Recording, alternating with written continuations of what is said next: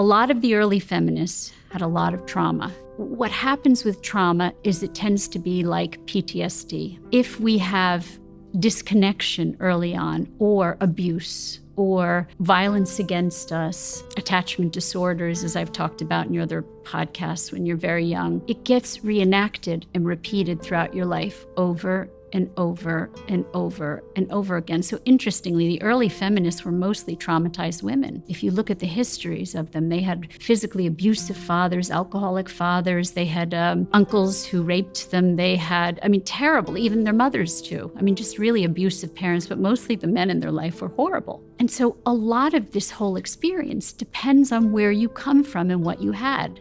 If you've had good models, it's why I sort of talk about writing a book about divorce. Why am I writing a book about divorce if I believe in relationships? Because divorce is going to happen and we need to help parents to know how to raise healthy children in spite of it. But relationships matter. They matter in the raising of children. So when we have a disconnected society where we say relationships don't matter, just sex matters. Sex, sex, sex. Of course sex matters. But what I say to young people is sex is a very small part of a relationship. It really is, because in the beginning it's hot, hot, hot. And then as you get to know each other and you have the daily comings and goings of life, it's the friendship, it's the connection, it's the companionship, it's the relationship. But if you've had a lot of trauma, then you are not going to turn towards relationships, and you are not going to turn towards men. If men traumatized you and you saw a man abuse your mother, of course you're not going to want men in your life. I think the feminist movement does something which